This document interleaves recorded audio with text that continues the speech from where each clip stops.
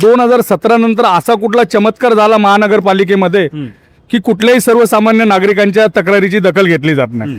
तेव्हा हा छापा मारला की त्यांच्या कॅबिनमध्ये 7 लाख रुपये भेटले। हे जे एवढ आहे ना, हे फक्त भ्रष्टाचारच चालू असतो। कारण याच्या मागचं एकच आहे की एक कामाला परत रिपीट करायचं आहे त्यांना। हमने बहुत बार वार्ड ऑफिसर को कंप्लेंट किया है, लेकिन वो इसका जवाब देने के बजाय भाग जाते हैं। 8-8 वेळा बिल निघालेले, काम काही झालेले नाहीये। 5:30-6 वाजता बंद होतं, पण काय काय अधिकारी 9-9, 10-10 वाजेपर्यंत तिकडे बसलेलेच असतात। आता हा कोणता यांचा वर्क टाइम सांगा मॅम? तो एक छोटा गरीब इंसान जो जाता होगा तो उन लोग उसके साथ क्या बिहेवियर करता होगा। नमस्कार, मी सूरज पवार स्वागत करतो तुमचं कुलाबा न्यूज 24 मध्ये। इमारतींचा पुनर्विकासाचा प्रश्न असो, पाणी पुरवठा असो किंवा रस्त्यांची कामे असो, मुंबई महानगरपालिकेच्या प्रत्येक विभागात घोटाळा आणि लाचखोरी ठरलेलीच असते। आज मी मुंबई महानगरपालिकेच्या ए वॉर्डच्या बाहेर उभा आहे। तुम्ही माझ्या मागे बघू शकता, तर आपण BMCच्या ए वॉर्डच्या बाहेर उभा आहे।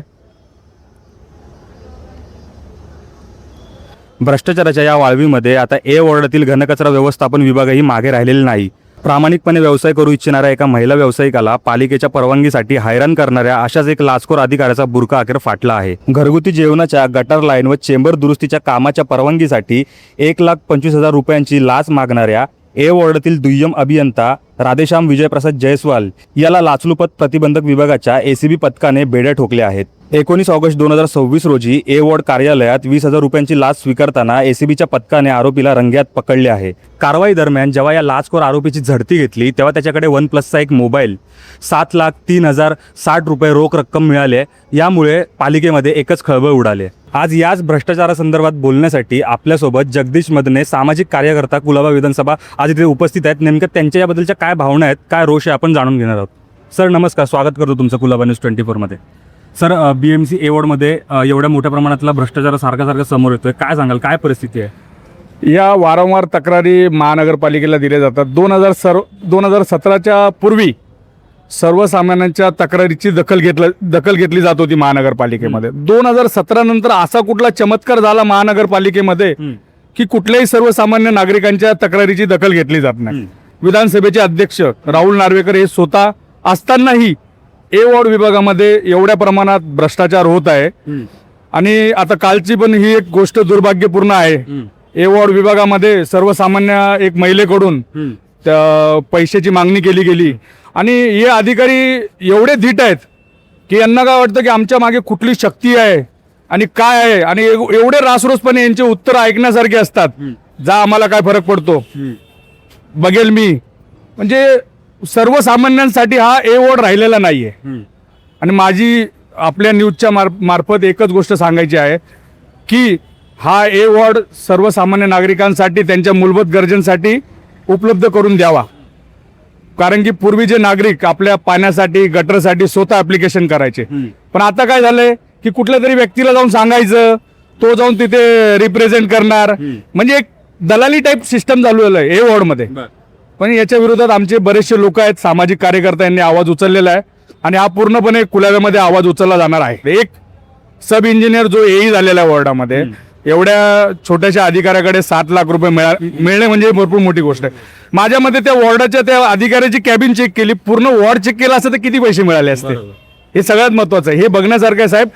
ते त्या करप्शनचे जे लाचलुचपत विभागाचे जे अधिकारी आले होते त्यांनी पूर्ण वॉर्ड चेक करायला हवा होता, जास्त पैसे मिळाले असते। एकमेव ऑपोजिशन लीडर दीपक पवार देखील आज आपल्या सोबत आहेत। या विषयावरती त्यांचं काय मत आहे ते देखील आपण जाणून घेणार आहोत। दुर्भाग्यपूर्ण आहे की एका महिलेला कामानिमित्त एक क्लाउड किचन त्यांना काहीतरी ओपन करायचं होतं, त्याच्यासाठी पैशाची मागणी करणं हे खूप दुर्भाग्यपूर्ण आहे। की एक ठिकाणी आपले मुख्यमंत्री साहेब, उपमुख्यमंत्री साहेब लाडकी बहीण योजना राबवत आहे, लाडकी बहिणीला शक्ती देण्याचं काम करत आहे, आणि त्याच ठिकाणी VVIP एरिया जे कुलाबा कॉन्स्टिट्युन्सी आपण ज्याला म्हणतो, ए वॉर्डमध्ये एका क्लाउड किचन ओपन करण्यासाठी त्यांच्याकडे लाच मागली जाते। याच्यानी दुर्भाग्यपूर्ण गोष्ट इथे होऊ शकत नाही। मी त्या महिलेला सल्यूट करतो की ती, जसे की माझे मिसेसने जेव्हा इलेक्शन लढली आम्हालाही असे भरपूर सारे ऑफर देण्यात आले, पण आम्ही लढलो। तसेच त्या महिलेला मी सलाम करतो, दीपक पवारकडून मी तिला सलाम करतो, या कुलाब्याच्या जनतेच्या वतीने तिला मी सलाम करतो की ती बली नाही पडली, तिने हा उजागर केलं की हा वॉर्डमध्ये काय चाललं आहे. त्याच्यानंतर मी तुम्हाला गेल्या मला वाटतं 5 महिन्या अगोदर हे जे SC होते राधेश्याम जयस्वाल यांना 5-4 महिन्या अगोदर AEचा चार्ज देण्यात आला होता. फुलाव्यातले बरेच गोष्टी आहे, जसे की सीशोर आहे, सीशोरचे टेंडर्स यांच्याकडे होते, दत्तक वस्तीचे टेंडर्स याच्याकडे होते, मॅन मॉपिंगचे टेंडर्स यांच्याकडे होते. आणि याच्यामध्ये वारंवार इथूनचे जे स्थानिक रहिवासी असतील या सामाजिक कार्यकर्ते असतील यांनी वारंवार कंप्लेंट केली आहे की याच्यामध्ये खूप सारा भ्रष्टाचार होतोय. पण त्यांनी आजपर्यंत कोणाला एकही पेपर लेखी उत्तर दिला नाही. वॉर्ड ऑफिसरनी याची दखल घेतली नाही आपले जे कमिशनर असतील त्यांनी दखल घेतली नाही. तर हा कुठं ना कुठं, आणि हा VIP एरिया आहे, या VIP एरियाचा नेतृत्व आपले जे आमदार विधानसभा अध्यक्ष आहे राहुलजी नार्वेकर हे करत आहेत. आणि 3 नगरसेवक यांचे जे A वॉर्डमध्ये बसतात, जे मकरंद नार्वेकर असतील, हर्षिता नार्वेकर आणि गौरवी नार्वेकर हे नेतृत्व करत आहेत. आणि यांच्या नाकाखाली इतका मोठा भ्रष्टाचार होतोय तर कुठे ना कुठे यांना म्हणजे आश्चर्य वाटतं की यांना माहिती आहे की नाही की असा हा भ्रष्टाचार होतोय. आणि तुम्ही बघाल की जेव्हा अँटी करप्शन ब्युरोने जेव्हा हा छापा मारला की त्यांच्या कॅबिनमध्ये 7 लाख रुपये भेटले. 7 लाख रुपयामध्ये आपले जे BMC स्कूल 700 पोरांचं वर्षभराचं त्यांचं पूर्ण शिक्षण झालं असता. म्हणजे जसे की आम्ही सांगतोय की भ्रष्टाचार या A वॉर्डमध्ये इतका वाढलाय की इथे काही न देता काही काम होणार नाही. लोकांना आणि जनतेला, खास करून कुलाब्याच्या जनतेला इथे पाया आणि हात जोडावा लागतोय, लाच द्यावा लागते की बाबा आमचा कामं करा, आमची हे तक्रार आहे. आणि प्रत्येक सीशोर स्कॅम आहे, 5 जे हे टेंडर्स काढतात इथे काम होत नाही. वारंवार जयस्वाल साहेबांना तक्रार दिली, काही ॲक्शन झालेला नाहीये. त्याच्यानंतर मॅन मॉपिंगचा आहे, दत्तक वस्ती आहे, सर्वांमध्ये भ्रष्टाचार झालाय आणि करोडोचे टेंडर्स आहे. मी या मार्फत कुलाबा 24 न्यूजच्या मार्फत मी सन्माननीय मुख्यमंत्री आपले देवेंद्र फडणवीस साहेब असतील, उपमुख्यमंत्री सन्माननीय एकनाथजी शिंदे साहेब असतील, सुनेत्राताई पवार असतील, उपमुख्यमंत्री आपले महानगरपालिकेचे आयुक्त आहे अश्विनी भिडे मॅडम, आपले विधानसभेचे उपाध्यक्ष आहे अण्णा बनसोडे साहेब, तसेच AMC मॅडम आहे प्राजक्ता मॅडम, त्यांना मी निवेदन करतो की गेल्या 6 वर्षामध्ये या SWMचा ऑडिट करण्यात यावा. प्रत्येक टेंडर, प्रत्येक कामाची यादी याचा इन्क्वायरी झाली पाहिजे. मी हा मागणी करतो. व्हाईट पेपर आणला पाहिजे याचं. दीपक सर, अजून एक प्रश्न. जगदीश सरांशी सोबत जेव्हा आपण बोलत होतो तेव्हा त्यांनी असं सांगितलं की या अधिकाऱ्यांना कुठेतरी भीती राहिली नाहीये. ही आता हा जो भ्रष्टाचार आहे हा फक्त SWM सीमित नाहीये, हे भ्रष्टाचार प्रत्येक डिपार्टमेंटमध्ये. आणि आमचे वारंवार तक्रार आहे, तुम्हाला मी तक्राराची कॉपी देतो. आणि आम्ही फक्त तक्रार वॉर्ड ऑफिस पर्यंत नाही तर आम्ही पूर्ण कमिशनर पर्यंत, मुख्यमंत्रीपर्यंत आम्ही कारवाईची माग करतोय, पुरावे देतोय, तरी पण त्याच्यावरती काही हरकत होत नाहीये. तर कुठे ना कुठे आणि अधिकारी स्वतःही बोलतात की आमच्या मागे अदृश्य शक्तीचा हात आहे, आमचा कोणी काही वाकडा करू शकत नाही. ती खरी गोष्ट आहे, वास्तुस्थिती आहे.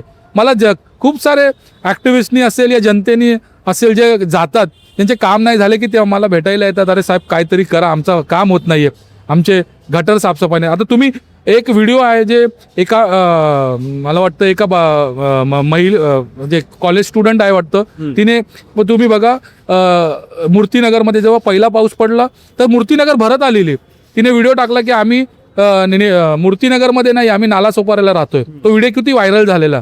म्हणजे हे जे आपण जे टेंडर्स निघतात ते पाऊस येण्याच्या अगोदर जी साफसफाई, नाल्याची साफसफाई झाली पाहिजे, गटाराची साफसफाई, हे काही होत नाही.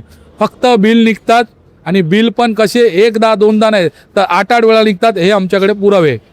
8 वेळा बिल निघालेले, कामं काही झालेले नाहीये. नाहीतर आपला गणेश मूर्तीनगर कधीही गुडघ्या इतका पाणी कधी घरापर्यंत गेलेला नाहीये. माझ्याकडेही व्हिडिओज आहे, तुम्ही माझ्या अकाउंटही चेक करू शकता किती त्यांचे व्हिडिओज आहेत. पूर्वी 2017च्या पूर्वी जयंतीबेन मेहता, राजकीय पुरोहित, देवरा परिवार या सगळ्यांचे फलक बोर्ड लागायचे, या गल्लीमध्ये हे काम झालंय, ते काम झालंय. लागायचे, कारण ते कामं करायचे आणि नियमाप्रमाणे ते बोर्ड वगैरे लागायचे आणि ते अजूनही दिसतात.